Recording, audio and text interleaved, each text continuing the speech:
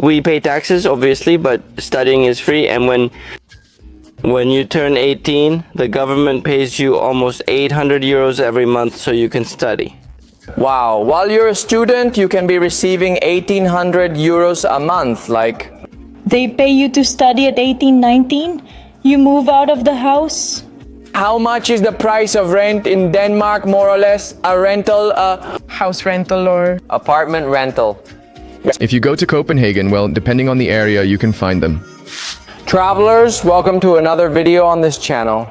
Right now we are in Copenhagen, Denmark, specifically at Bakken, or the Hill in Spanish, the oldest amusement park in the world. But the most interesting thing about this video is that we're going to tell you what life is like in this country.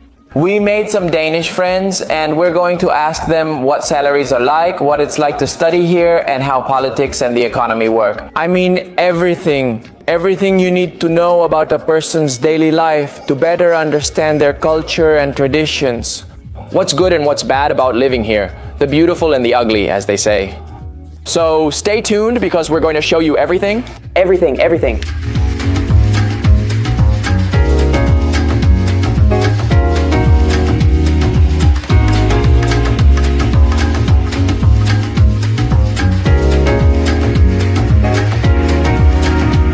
Travelers, let me introduce you to Shanaya and Albert. Shanaya's mom, Patricia, contacted us through Instagram, and we will meet her later in this video. And we invited us very kindly to her house to get to know Danish culture. Because even though she's Venezuelan, she's already been living in this country for 26 years. But anyway, let's go with them, and we want to ask them some very, very interesting questions. Tell us a little about yourselves. What do you do?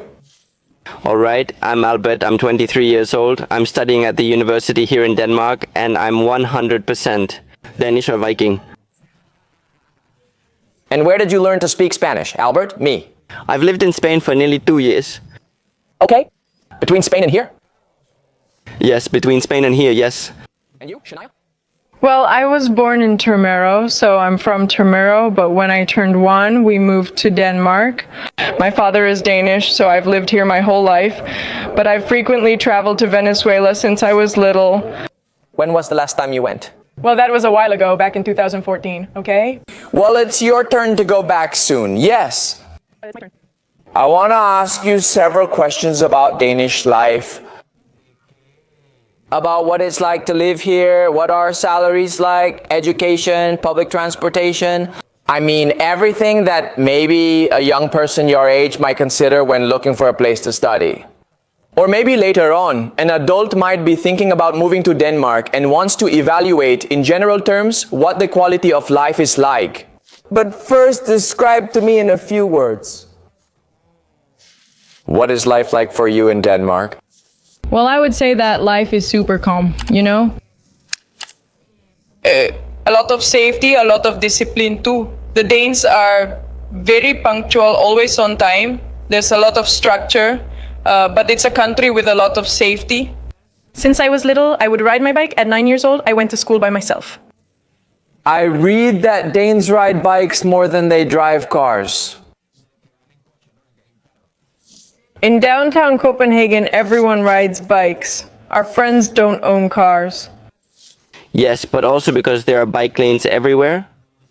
And we love the fresh air and everything.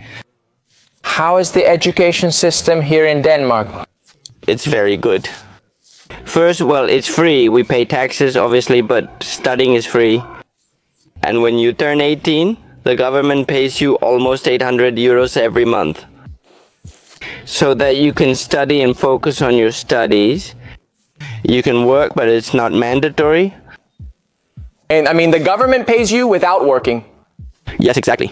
Just by studying, I mean... Your studies are like your job, and by the way, here you don't need to go to class to study. Okay, I mean, if you want, which we've done sometimes. What about the subjects? If you don't think the teacher is good, you can decide to watch YouTube videos, look at the PowerPoints the teacher left, or read the book. And you can show up to an exam and get really good grades? Okay. But I also love the system because it doesn't matter if your parents are very rich or poor because you have the opportunity to do it. and I love that. And it's not like in Spain where I had to go to classes every day. Here in Denmark, everything is more flexible. You can choose whatever you want. Well, actually, Shanaya was telling me a couple of days ago that you were watching a class. I don't know if it was you or her. With one of the sons of the king or the queen. The king's son studies at our university and attends class. Albert saw him when he had an exam walking around the university, as if nothing was happening.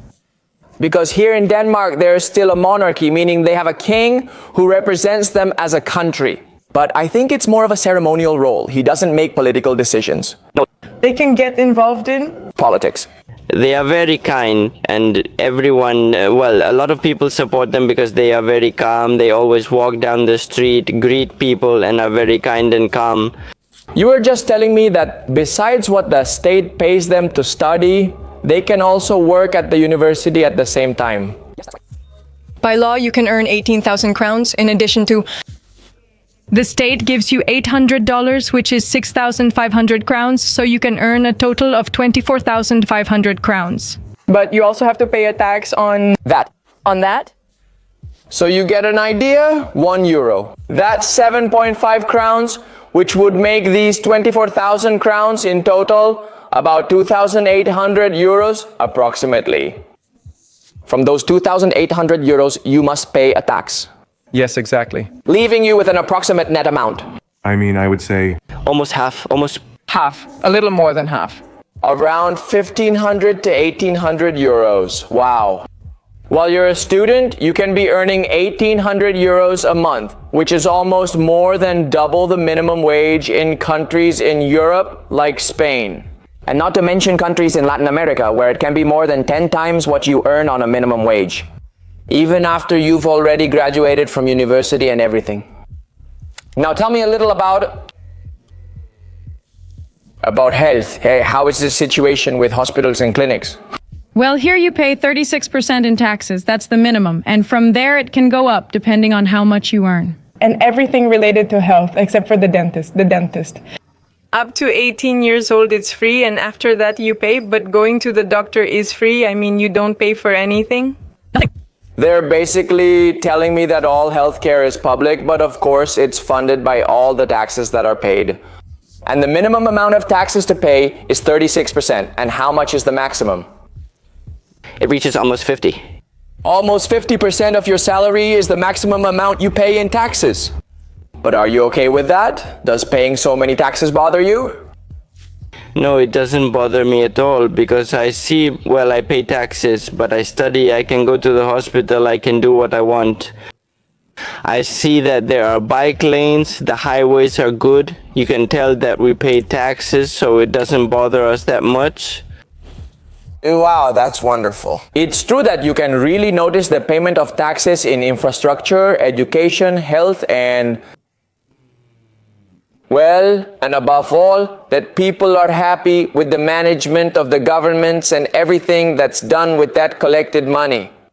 And I want to ask you now about security, because while it's true that in the European Union in general, all the countries are quite safe, in Denmark, I've been surprised because I've seen bicycles left on the street without locks. I mean, just completely free there. And I want you to tell me firsthand, how is security in Denmark?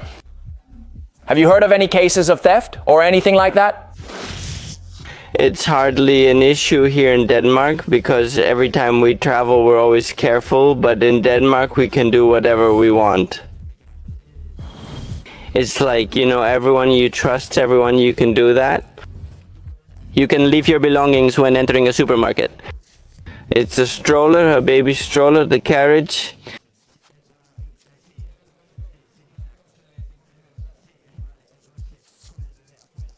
They leave the baby outside the supermarket. And people go inside to Do their shopping at the market. because there's trust in the people. Wow. Even in cafes, it's very normal. You see mothers meeting up and spending 2 or 3 hours inside the cafe while their children are sleeping outside in the stroller alone. Wow. Actually, that would surprise me. Maybe even the government or the police would punish them for leaving their children alone here, but over there is just part of the culture. Yes, they say it's healthy for the child to sleep outside. I mean, because it's cold, so they get used to it that way. Okay, well, they're already raising a true Viking from birth. My grandparents from Venezuela noticed that Danish culture is very male-oriented, which is normal there. Do you often see the man in the car and the woman behind drinking beer with her friends? My family was shocked by that. Well, actually, yesterday we went out and you told us something that really caught my attention. And it's that women are usually the ones who approach men to flirt. Well, that's true. This is like, the theory is true. It was like that with Albert, which is very normal. I've been in Denmark for 22 years with a Danish guy. He has never come to flirt with me. Never. Not even in a nightclub. And watch out, Shanaya came in second place in a Miss Denmark pageant. I mean, she's a gorgeous woman. And has a Danish guy never approached you to flirt? No, apparently I'm not that pretty. No, well, yes. You tell me. Maybe it's the culture, the traditions here. Yes. It's that men are very... I don't know, stuck. Yes, but I also think that, well, for me, I don't want to go talk to a woman and for her to be... Maybe she's thinking that I'm like... She feels disgusted by me or something, you know? I don't want to make her feel insecure. Exactly, that's why a lot of men don't want to do it. Okay, it's interesting to be able to understand the reason behind this tradition or this culture. And maybe it's so as not to make women uncomfortable so they don't think... Maybe women feel that when a man approaches them, they are not that attractive. If it's normal for women to approach men, it means a woman who doesn't approach anyone must be approached by a man. Or maybe not, I'm not sure. What do you guys think? Guys, how about we take a walk around the park before I ask you more questions? Perfect, okay, what do you think?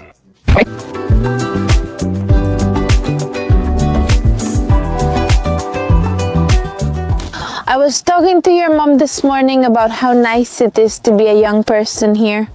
About having the chance to study what you like and also to work at the same time.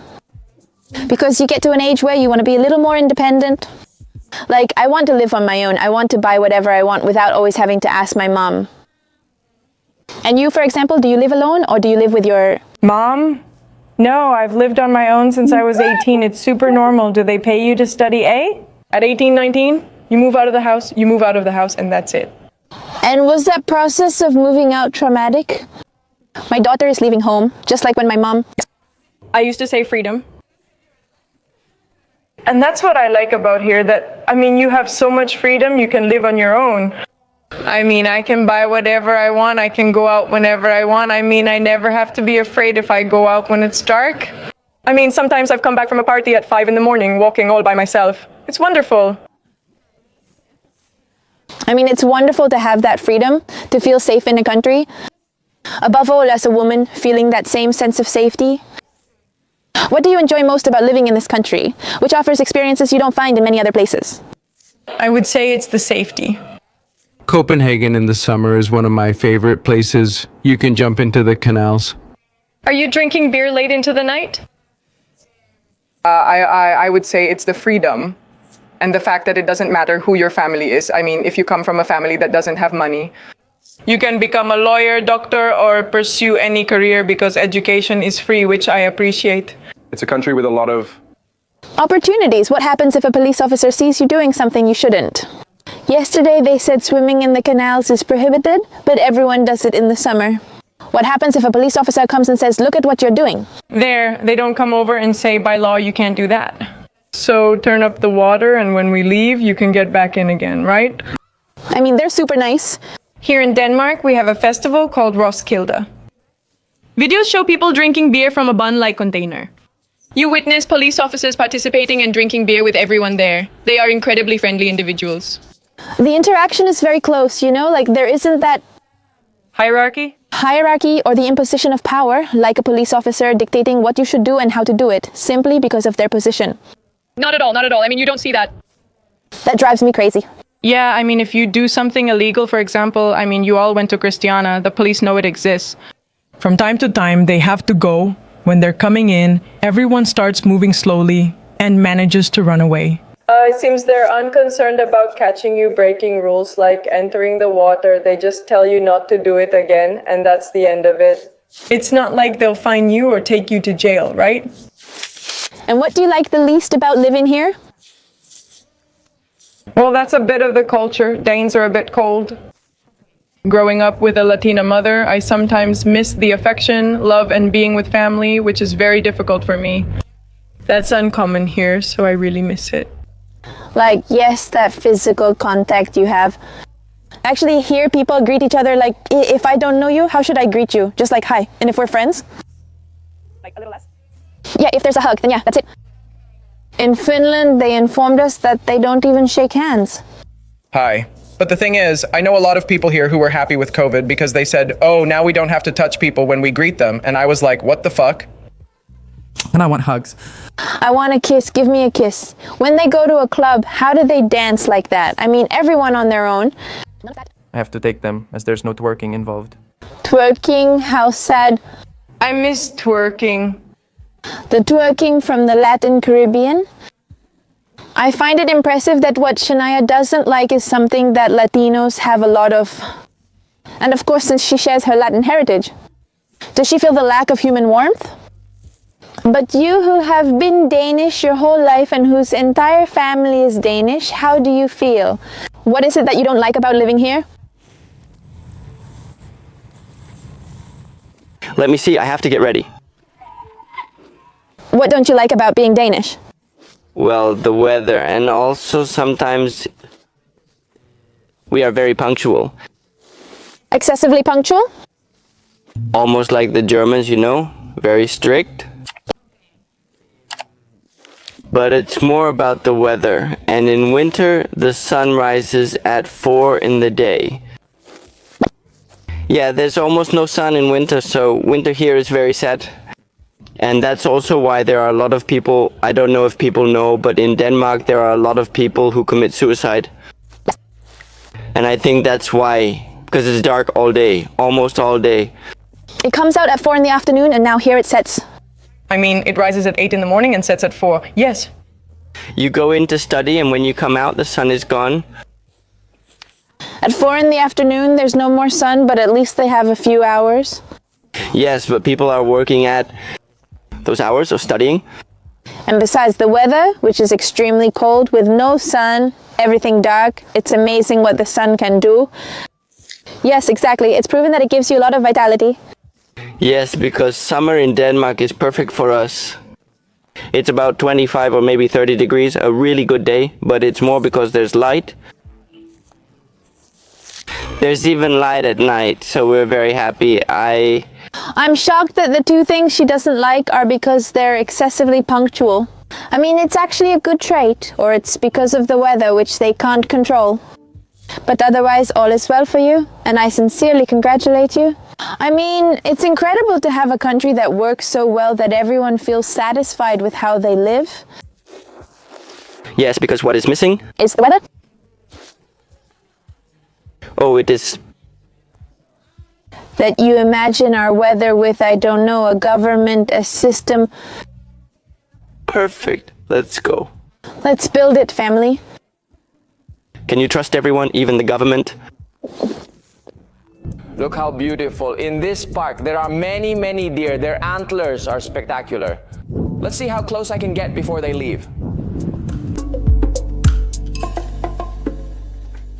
Albert, right now. Shanaya mentioned something that really caught my attention, that it didn't matter if your parents were lawyers or doctors, that anyone could study whatever they wanted.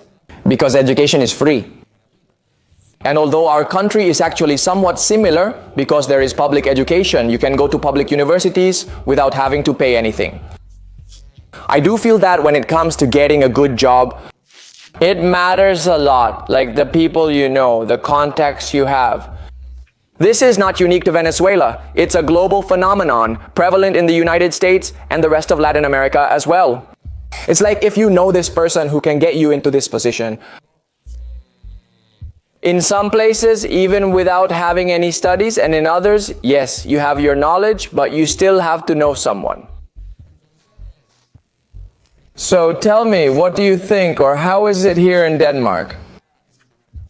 Okay, speaking about education, you don't have any advantage if your father is the richest man in Denmark. Speaking about the job market, not much either. because maybe you need a grade to get a job or something. So that kind of nepotism almost doesn't exist in Denmark. There's always something, but very little. And speaking of education, there's nothing. And what about the law you were telling me about off camera just now? Yes. We have a law called the gender law. Okay, and it says that you're not better than anyone else. So if I'm the richest and you're the poorest, it doesn't matter. I can't say you're bad or anything. We're equal, so it's a law that's not really a law, but it's something that all Danes have. Exactly, so you treat people with respect. In fact, he was telling me that at the university and so on, the professors, they don't try to impose their authority on you and try to grade you as harshly as possible, but rather they try. It's about motivating you, inspiring you, yes. Exactly. They come, let's say, as friends, but they're very kind and want to teach you things. They're not like, you have to do this. It's more like you can do it this way or that way, and you can always ask for help or something like that. That's it. It's like friendship. It's more than just a teacher, and you're here is more like that. Like equals. That's interesting because, for example, when I went to college, there were subjects I hated. And it wasn't because I hated the subject, but because I hated the teachers.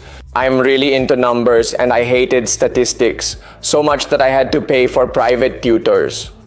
Because our teacher made us feel like we were tiny and that we had to suck up to him, as we say in Venezuela, just to pass his class instead of actually trying to teach us. It was so bad in my case that I hired a tutor, and once I passed, I never returned, as attendance wasn't mandatory. I didn't want to learn anymore, just pass the class and leave, because I felt really bad with that teacher. Yes. That's what we don't want in Denmark, because in the end, you don't learn. Yes, exactly. And maybe like in your case, you like math or whatever, but the teacher is bad. Exactly. That doesn't happen in Denmark. Wow, what a show. Travelers, now we came to Patricia's house, Shanaya's mom, and we're going to be asking them some other questions about what life is like around here. Meet her. How are you? Hello, Uffe, her partner. How are you, Denisa, also? And Ninita over there preparing one. Greek salad, which we are already big fans of. All right, guys, now meet Patricia. Hi, Patty. Tell me a little bit. What brought you to Denmark? How did you end up in this country so far from Venezuela? Well, at the time I arrived, which was the first time in '97, it was because my parents had a travel agency on Margarita Island in Venezuela because I wanted to study tourism. And we had a job with a company called Falk Lawrence here in Denmark. And well, a Danish family was there who spoke Spanish, and they offered, send her for a year so she can learn the language. And when a year had passed and I was coming back, I met the father of my daughter and I stayed in Denmark. We lived in the United States and Venezuela, moving back and forth between the two. And you've already been here for 26 years in Denmark. In short words, first of all, how would you describe life in Denmark? Short, something safe and... Yes, safe, and a country that works, right? Everything works. How is the education, the healthcare? Well, here in Denmark, when you pay taxes from your mandatory salaries, everyone has to pay taxes. You can't avoid them. So you have everything. You have education. If you go to study, they pay you to study. They give you almost 1,000 euros a month for studying. Here, when you start from high school as a young person and you have university studies, they're also free, up to a certain age as well. Healthcare is free and all-inclusive. You go to a general doctor. If you have any problem, they take you to the hospital or anywhere else, and everything is covered. I mean, you'll never notice the difference in that aspect. Exactly. One of the things that surprised me when talking with Albert was that he said it wasn't very noticeable. Like the differences between social classes that didn't exist. Like that nepotism that, in fact, your daughter told us about that you can be the child of lawyers or doctors, but everyone still has the same opportunity to study law or medicine or whatever they want. It is a society where everyone is equal, where they want to try to make everyone live at the same level. That's also why there's the issue of taxes. If you earn more, you also pay more taxes and things like that, right? So that everything kind of evens out in a way and everyone can receive help. Patty, one of the things we couldn't talk about was Shanaya because, well, she's still a young girl. And I would like to know from you, what is the cost of living? I mean, what do you think is the minimum that's needed? Or can anyone who lives and works in Denmark have a good quality of life? Yes, everyone can have a good quality of life because they don't allow that here.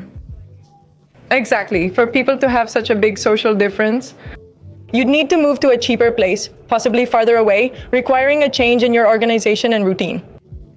The cost is high as it's one of the world's most expensive countries. But it must also be because of the taxes too, of course. You always pay a 25% tax on all purchases. That's the value-added tax. It's 25%.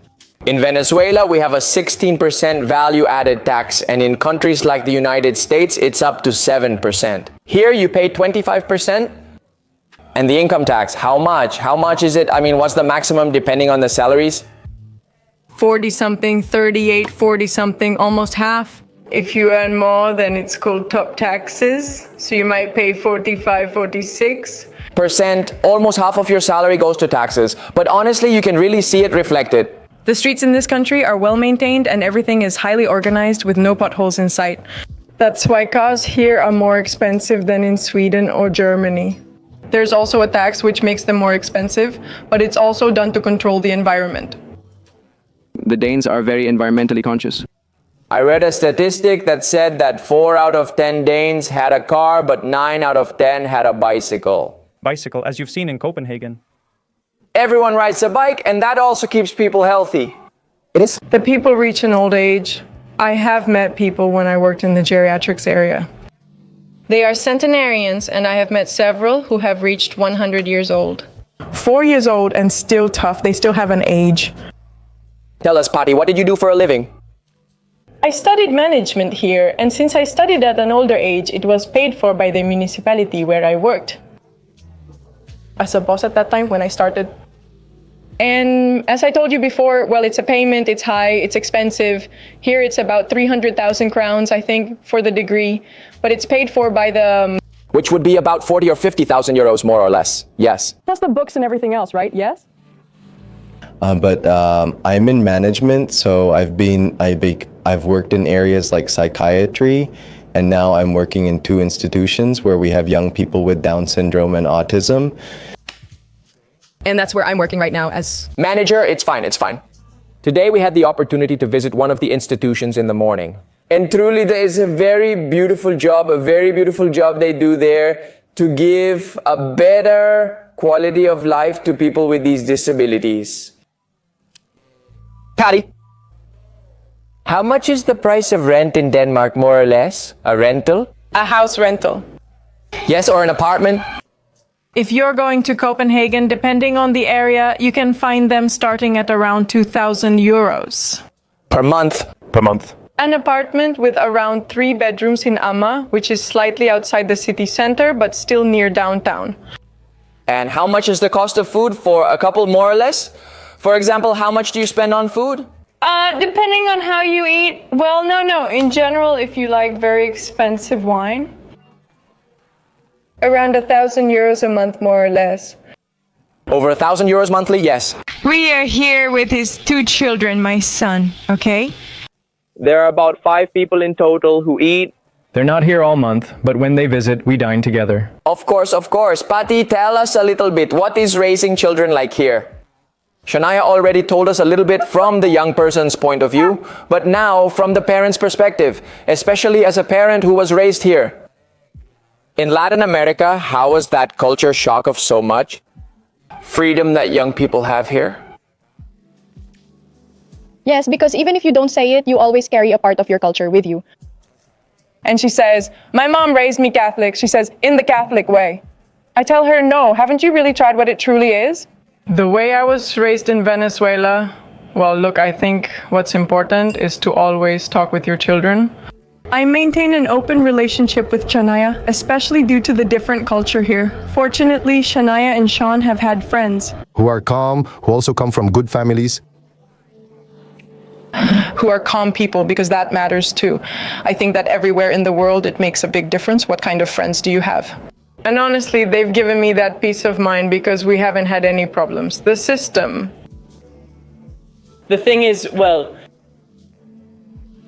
if they have a boyfriend and want to bring him to the house, at what age should they ask for permission? All those things are discussed, and it's like you make an agreement, which is normal because in our country it was always more of a taboo. Yes, yes, of course. And you couldn't bring your boyfriend home until he was already your fiancé or something like that. And here, well, I think Shana was already 16 years old the first time she brought a boyfriend home. My parents initially expressed concern about something staying with us, but eventually laughed it off, realizing it was part of the experience. The culture. It's part of it, and you can't deny it because they're going to do it in secret. You also kind of have to adapt to the situation depending on the country you're in. Besides Shanaya, there's your youngest son, Sean. Who is 15. One of the things that impressed me is that he already has a job at 15. Tell us a little about that. In Denmark, it's common for people to start working at the age of 14 or 15. It's common for them to start delivering newspapers for pay or work normal jobs at a supermarket, like at the register or in a restaurant. I believe it's crucial, as that's what I desired. Working at a supermarket gives you discipline, which I think is the best thing in the world. In Venezuela, it may not be common, but here it's pretty normal. You learn the value of money, you really do. You learn the value of saving, taking care of your own things, and how that helps you save. This incredible. Incredible. Shanaya, tell me a little about, sorry, Patricia, no. I know I look like. Shanaya, you guys, the crazy ones watching this video. If Patricia doesn't look like Shanaya's sister, Patricia, tell me a little about your ability to save. Because, you know, one of the things that catches our attention the most when we travel is that people, especially us who are Venezuelan, many emigrate. And honestly, obviously, when they emigrate, they have a better quality of life in terms of security, salaries, health than what they can have in Venezuela. But then, when we see maybe the enjoyment or vacations of those people end up being much less than even the weekends, like we Venezuelans are used to for going to the beach. Maybe my friends who live in Spain or who live in Chile can do that. Because the savings they have, and obviously also what they spend in those countries, is much higher than what it would cost you. I don't know, like going to the beach in Venezuela, so tell me, how is it in Denmark? And I thought that if we speak generally, in Denmark, a lot of people travel, they have the possibility to save and to travel. It's been seen a lot, of course, in the last year after the war and everything. They've noticed that people have started to manage their money a little differently because many homes like mine have gas that is more expensive. Electricity costs have nearly tripled, becoming very expensive. So people have gotten a little more organized about that. But the United States has always been a country where people have had the opportunity to travel and save money for it. For many Danes, traveling is central to their life outlook. Now, the modern generation really likes to travel, and we personally always travel at least 3 times a year. something like that. We always go skiing, or in the summer we go anywhere. We've traveled to Spain and the United States, so yes, it's possible with proper organization. Patricia, to finish, I want you to tell me two things. First, what do you like most about living in Denmark? And second, what do you like least about living in Denmark? What I like the most, as I said at the beginning, is the safety and that my children can truly have a stable future here, and that's it. If they later want to go elsewhere, they have a foundation, as that's what this country provides. You adapt to the organization, but additionally, you also want to travel and see different places. They have that to offer my children. That's the most important thing for me here. And what I like the least is the weather. Weather. From January to the end of February. Can I change them? Those 2 months, a lot of darkness, right? Yes. The cold and the darkness make those months feel a bit slower because you were used to it. Christmas brings an abundance of pretty lights that alleviate the darkness. However, when January arrives, it feels like a sudden drop. Of course, right? Actually, Albert was telling us that there were a lot of people who got depressed, Lauren, especially during those months because of the cold. The lack of sunlight is also likely a contributing factor. Unlike our country here, you don't go out and talk to your neighbors and others as much. So people are very reserved. They're not that sociable in that way. Especially during those months, which significantly affects things. That's the only thing I would change, those 2 little months each year. Patty, thanks a lot for the interview and for sharing with our travel-loving viewers a glimpse into life in Denmark. But also for giving us a home, because more than just a place to stay, we've really felt at home here these days, and we're very grateful once again. Us. Very happy to have you at home. And even though we haven't left yet, we're already looking forward to coming back in the summer to sail through the canals by boat. And well, guys, that was all. For this video, tell me, what do you think about life in Denmark? Would you dare to move there? Would you try to experience migrating to this country? If you have another question, what do you think I missed? What questions do you have for Patty or Shanaya? Share them in the comments below. We'll be reading them and responding to them. We still have about another week here in Denmark, and we're also going to be making other videos about the food, of things you can't miss. If you come to this country, so stay tuned to the channel, and for those who haven't subscribed, take the opportunity and hit that little button there and turn on notifications. See you in the next video. Are we starving?